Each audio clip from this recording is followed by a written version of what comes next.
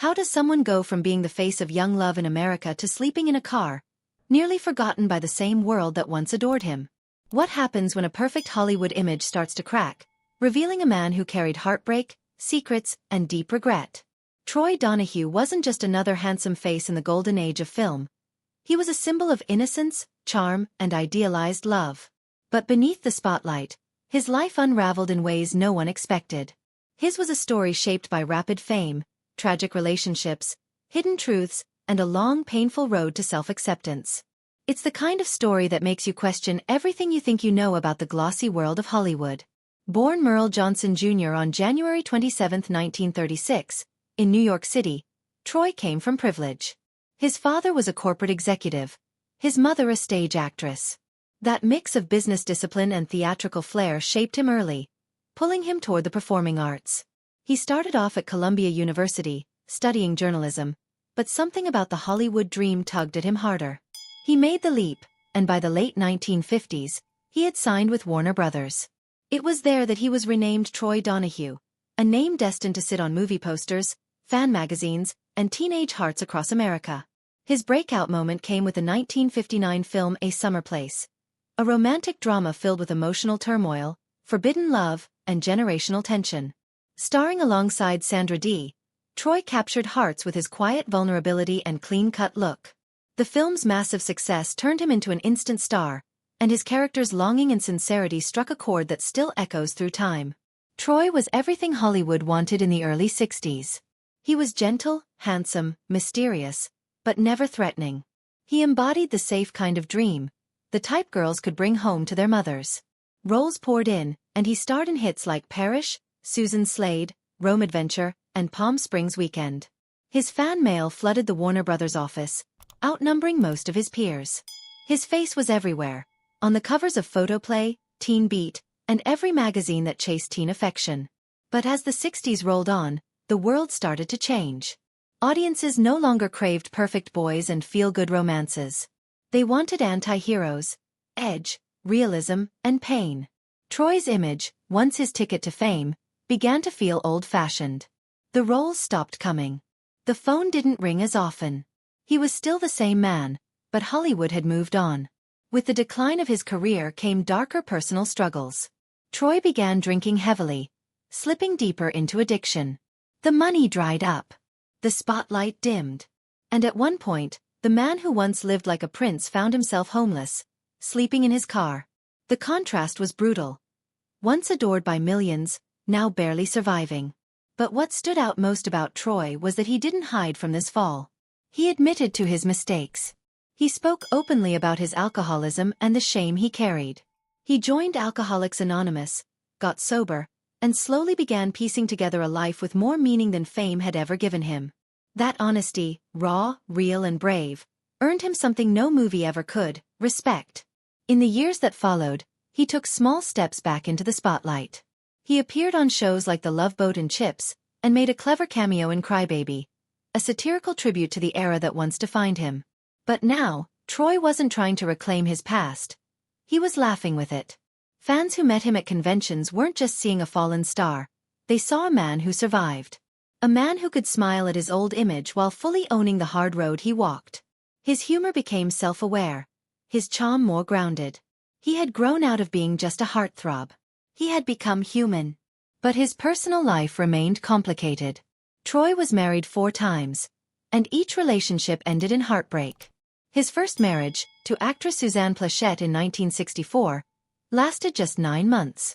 They met while filming Rome Adventure, and while the romance felt magical on screen, the reality was much harder. Fame, pressure, and personal demons drove them apart. Before that, he was engaged to Lily Cardell, a Swedish-American model who later accused him of assault during their engagement. The scandal tarnished his image and hinted at deeper emotional issues he struggled to control. In 1966, he married actress Valerie Allen, but that union lasted only 2 years, falling apart amid reports of cruelty and emotional instability.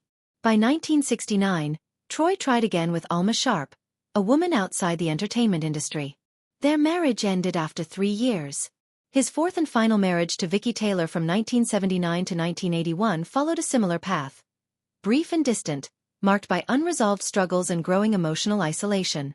As the chaos of his romantic life settled, something changed for Troy. He found peace and stability with a woman named Jen Chow, a Chinese-American opera singer. Though they never married, their bond was real, built on affection and calm. She stood by him in his final years, offering a love that wasn't built on flash or public attention, but quiet support and understanding. In the middle of all this, another surprising chapter unfolded. Troy discovered he had a son, Sean, from a brief relationship back in 1969. For years he had no idea. When they finally met, the emotional weight was overwhelming. It wasn't just a reunion. It was redemption. A chance to leave behind something meaningful, to know he had passed on more than just movies or headlines. What may be even more revealing about Troy was what he chose to speak about in the last part of his life. His hidden relationships with several closeted gay actors from Hollywood's golden age. In the 1990s, as the industry slowly started acknowledging its history of silence around LGBTQ+ figures, Troy opened up. He revealed that during his youth, he had romantic connections with other men. Many of them fellow actors who had to hide their identities to survive in the business. It wasn't gossip. It was truth. He spoke about Anthony Perkins, the star of Psycho, and how their relationship was passionate but always cloaked in secrecy. They met at a party in the late 1950s, and their time together existed only behind closed doors, or during late-night drives far from curious eyes. He also hinted at an emotionally intense connection with Rock Hudson, a man who defined masculinity on screen but lived with constant fear of being exposed. These weren't casual confessions. They were years of pain and silence finally released. Troy wasn't just naming names. He was honoring the weight of their shared experience, the burden of pretending, and the cost of hiding your truth in a world that demanded perfection. On August 30, 2001, Troy's story took its final turn. At his apartment in Santa Monica, he suffered a massive heart attack. He was rushed to St. John's Health Center and underwent emergency surgery to restore blood flow. For a brief moment, it looked like he might pull through.